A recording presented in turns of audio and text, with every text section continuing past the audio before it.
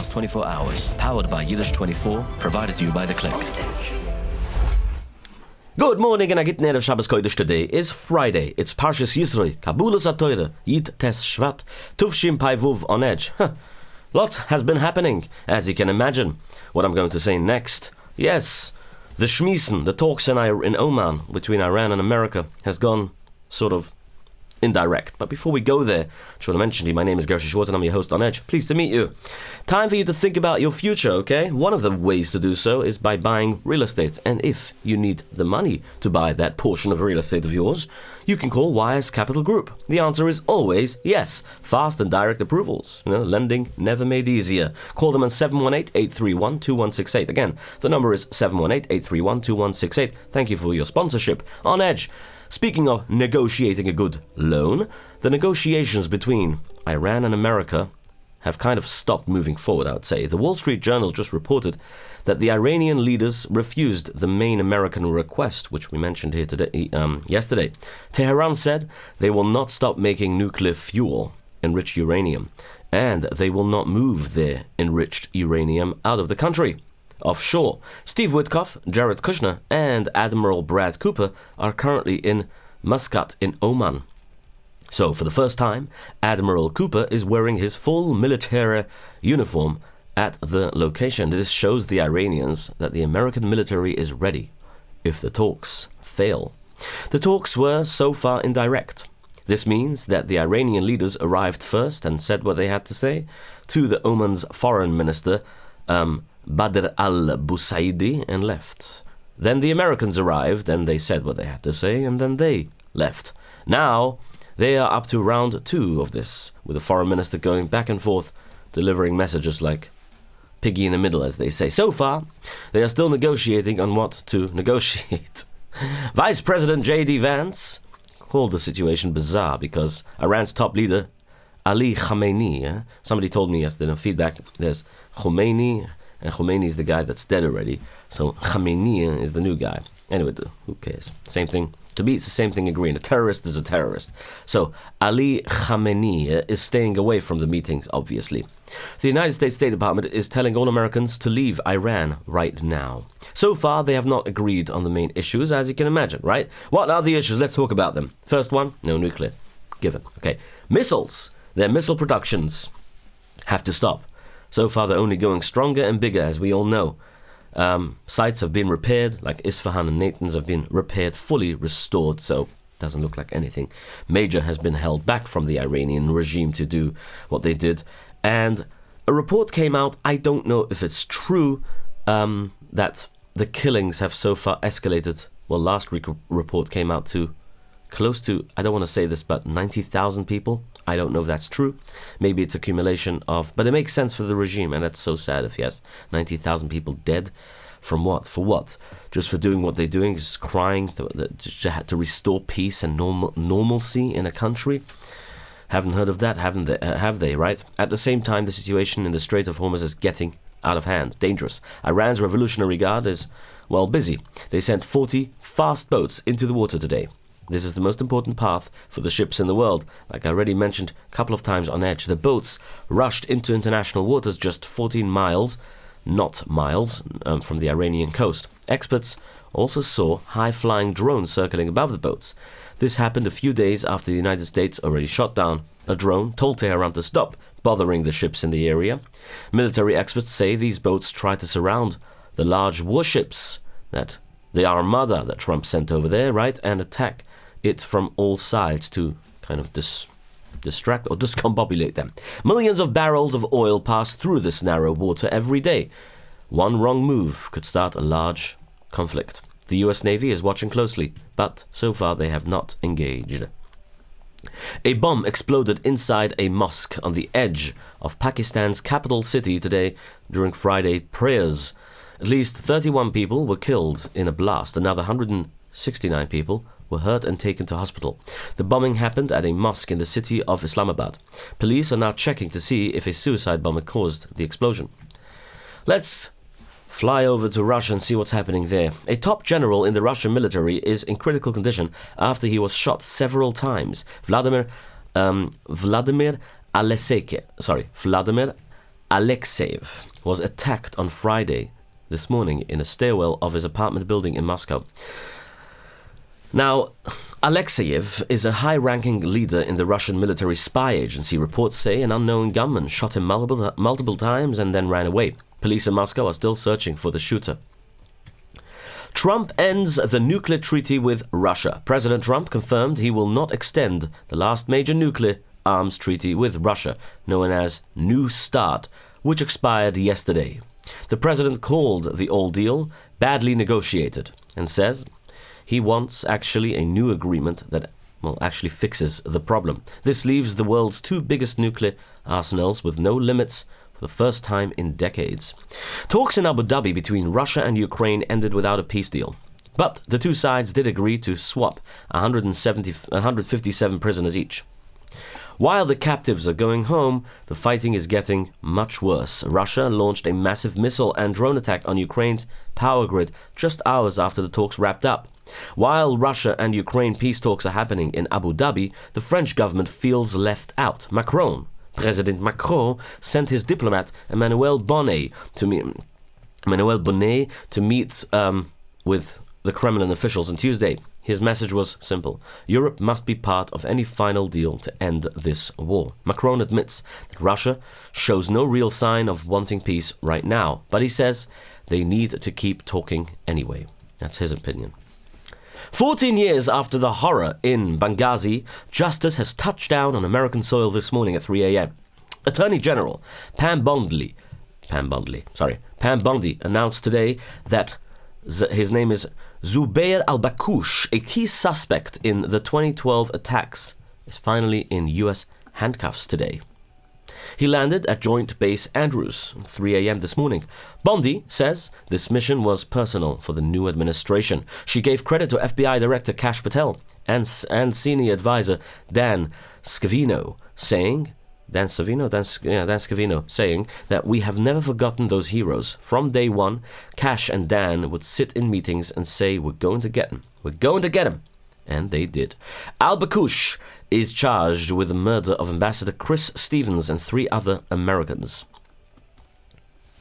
They were killed when Islamic terrorists stormed the U.S. compound in Libya and set it on fire back in 2012. For over a decade, families have waited for this day. Now the man accused of leading that slaughter will face a judge in Washington.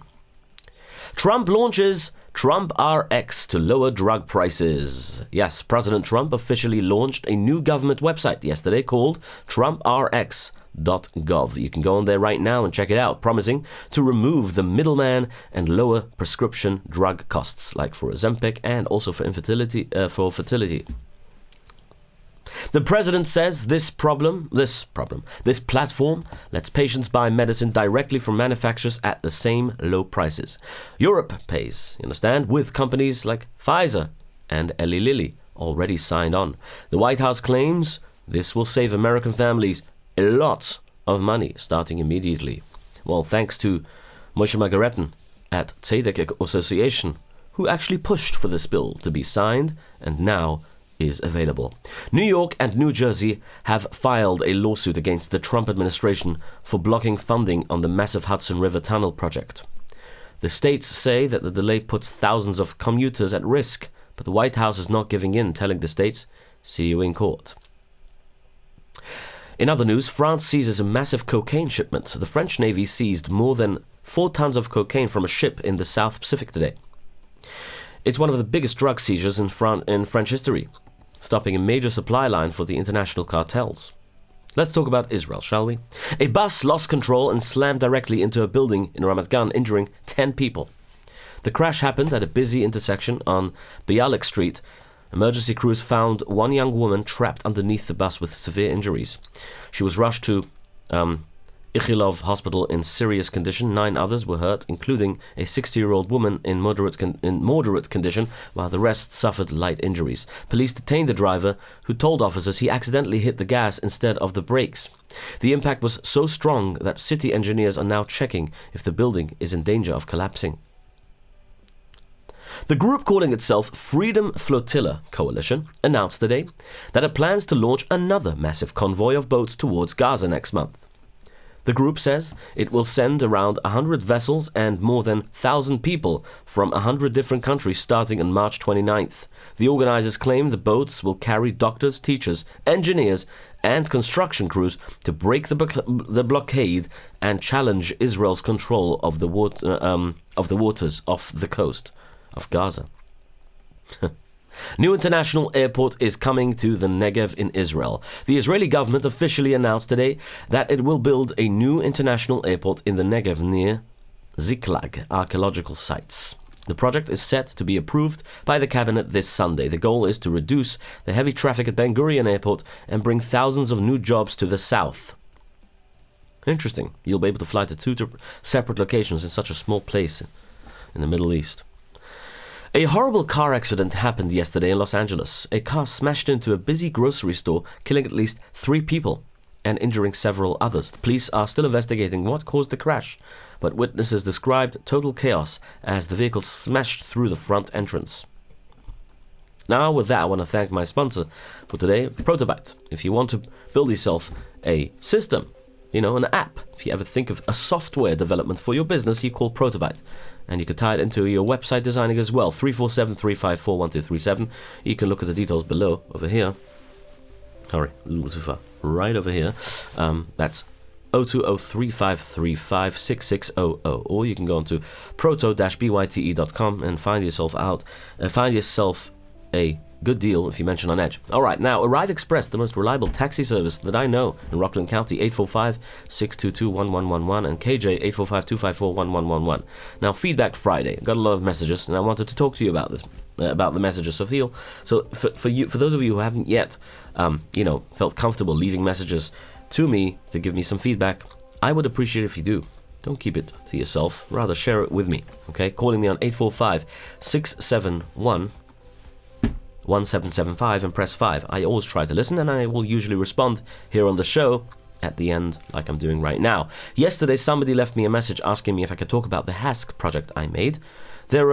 And also, well, like I said before, somebody mentioned to me how you say Khamenei and Khomeini. So I hear all the feedback. I do. I try to listen to all of them, and I will respond, like I said here on the show. There were a few voiceovers that I made recently for several events. Now, one of them was for the Hask concert.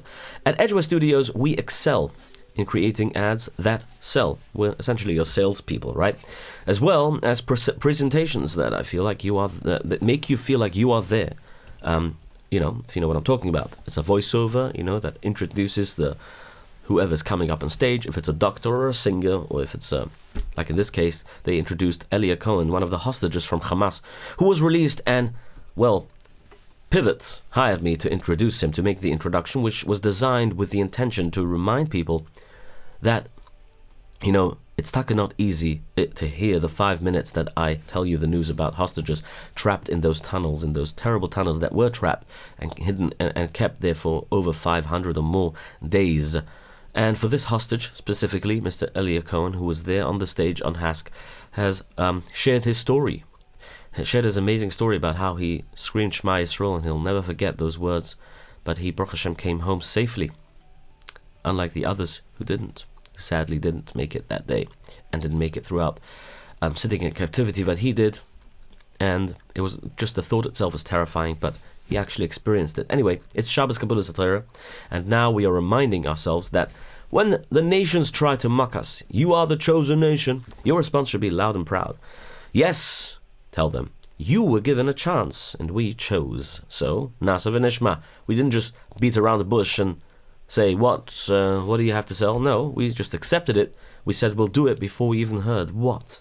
That is why we are called the chosen nation. Yes, you and I, we were all there at Har Sinai. All of us were there at Har Sinai.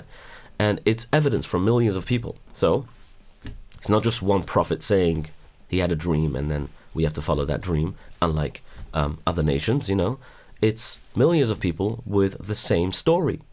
Yes, we chose to be a light upon the world, a light upon the nations, and spread love, spread Torah, spread kindness, spread chesed.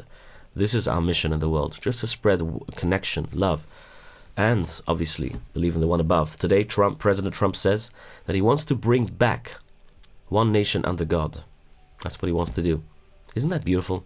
Isn't that beautiful, Baruch Hashem, that the nations of the world, V'yaydi ki ata shimchu, Hashem. People will start realizing and knowing that who is the one who runs the world. Anyway, with that, my friends, have a wonderful Shabbos and go on to Kabbalas HaTorah with feeling good, feeling chosen. Yes, because you chose. Hatzlacha Rabbi, all the best. Your daily report of the news of the last 24 hours, powered by Yiddish24, provided to you by The Click.